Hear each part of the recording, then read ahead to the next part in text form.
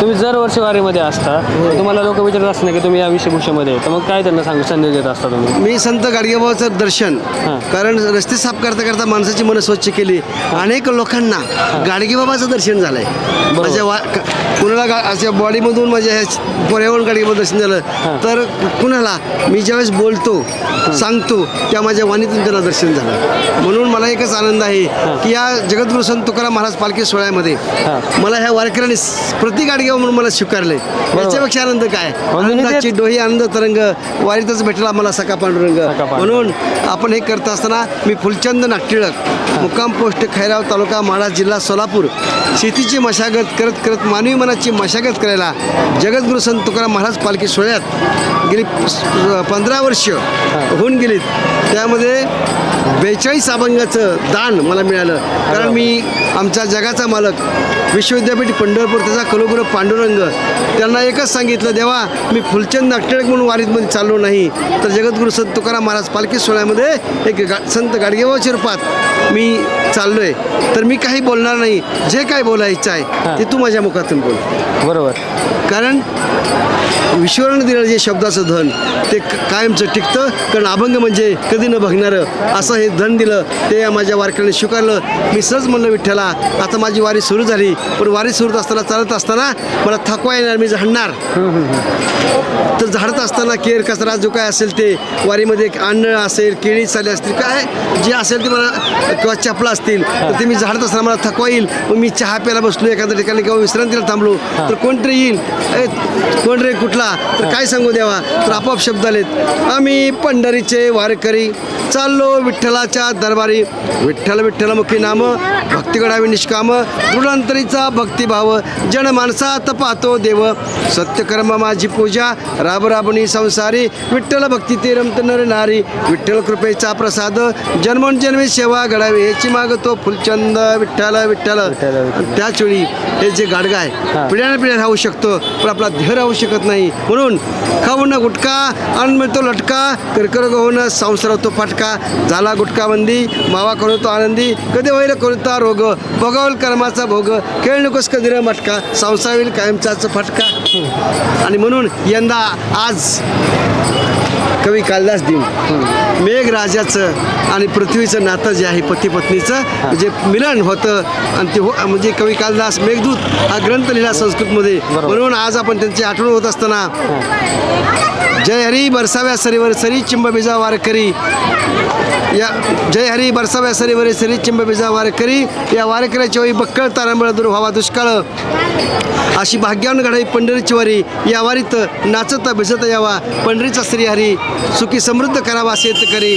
जय हरी निर्मल वारी हरित वारी, एक तर झाड लावूया दारी आणि घरी नेऊया आरोग्यवारी. रामकृष्ण हरी तुला जाऊया पंढरपुरी.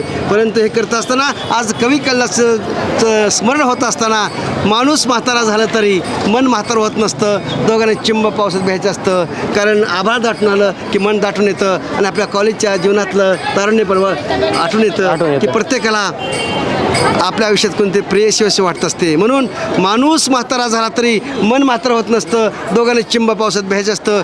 बायको कितीही देखणी असली तरी प्रत्येक माणसाला आपल्या आयुष्यात कोणते प्रेयशी वाटत असते. तो त्यासाठी गीत लिहित असतो, ती त्यासाठी गीत गात असते. पण हे गीत एकट्याने कधीच गायचं नसतं आणि दोघांनी चिंब पावसात भ्यायचं असतं. ते कसं बघूया. गीत तुझे शब्द माझे, गाणे आपण गाऊ, गाणे आपण गाऊ. ये ये ये ये सखे आपण पावसात नाहू.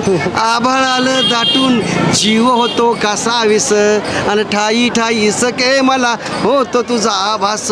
वाट तुझी मी किती वेळ पाहू, वाट तुझी मी किती वेळ पाहू. आणि गीत तुझे शब्द माझे, गाणे आपण गाऊ. ये ये सखे आपण पावसात नाहू. हृदयाच्या पानोपानी, हृदयाच्या पानोपानी सखे लिली तुझी गाणी. या या मनावर कोरलं सखे तुझं नाव, सखे तुझं नाव. आणि माझ्या बेटीसाठी सखे अवकाळी पावसावानी वेळोवेळी धाव हित गुज करण्या दूर दूर जाऊ हित गुज करण्या दूर दूर जाऊ आणि गीत तुझे शब्द माझे गाणे आपण गाऊ ये सखे पावसात नाहू पावसात नाहू पावसात नाहू. आणि माझ्या मित्रांनो, आता पाऊस जवळ आलेला आहे. आज काही भागात पडला आहे आणि आज आम्ही कवी कालिदास दिन सादर करत असताना आमच्या इतकं मोठं भाग्य की आम्ही ब्रह्मपुराच्या तिथं एका ठिकाणी कार्यक्रम करत होतो. बरोबर. आणि त्याच वेळेस असा बरसावा पाऊस म्हणल्यानंतर ही कवी कालिदास दिन सादर करत असताना आम्ही सादर केला आणि नेमका पाऊस सुरू झाला.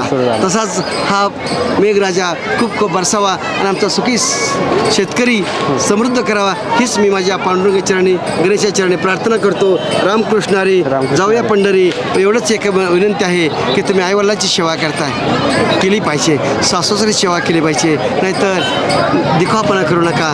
काय बुल्ले वल्ल्या रंगा चोका डोंगा पडी भाऊ नवी डोंगा म्हणून दिखापणासाठी करू नका. आईवडिलांची सेवा चांगली करा, सासूसारी सेवा चांगली करा, चांगली पुस्तकं करा, निर्व्यसनी राहा.